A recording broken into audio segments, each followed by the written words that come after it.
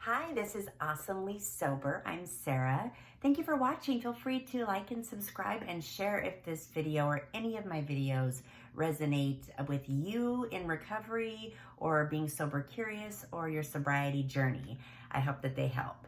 So something happened that I want to share because the amazing thing about being sober is how much clarity you have and self-awareness when you're no longer dimming your light. I was running yesterday and it felt glorious. I was in Burbank and the weather was perfect in these beautiful hills. I was out of the heat in Phoenix, and LA is amazing right now. People are outside without masks. There were so many smiles and good morning, and life is coming back to the city, which is wonderful. So I finished my hilly run and I was coming downhill, so I had the momentum of coming downhill, and a street that was coming uphill and met at an intersection. There was a gentleman, maybe like 20 years older than myself, and he had just turned from running uphill, and so now we're running the same direction on opposite sides of the street, same direction, about neck and neck, and I started to pass him. And I noticed that I was holding back from running as fast as I could because I felt bad, because I didn't want him to feel slow or like he wasn't doing a great job running, because it's like, you still got it, get in there, get it, girl. And once I realized that I was actually holding myself back and not running as strongly as I could, I thought, well, that's silly. He's not going to care. And I started to realize that was really a metaphor for a lot of ways I lived my life for many years, like trying to dull myself, hold myself back, kind of dim my light, in a sense. And I think that's a huge problem with women, because we don't want to make anybody feel bad.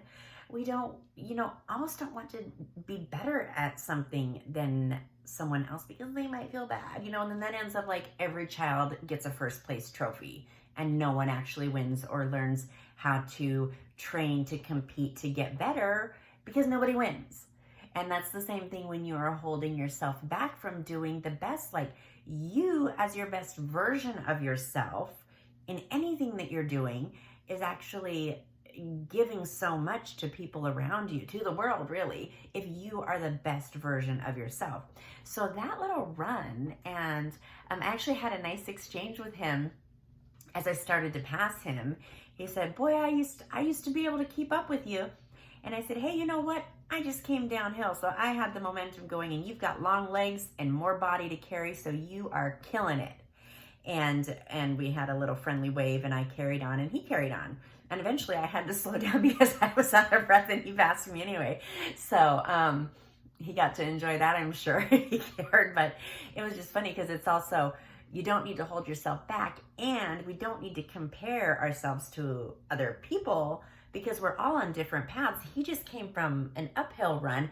I just came downhill, so I had momentum. So we were at the same place but starting at a different point. So no two journeys are the same, I guess is what I want to say there. But that's funny because I'm really contemplating things a lot now. And so that triggered my thought into like dimming our light and slowing down so others can catch up. And us being slow doesn't help anybody do better at anything. So I think that happens a lot with women too. We just kind of minimize ourselves, We're supposed to be pretty and sweet and quiet and polite and don't disrupt the norm. Well, I'd say it's like about fuck that shit o'clock, because we need to start being who we are, living out loud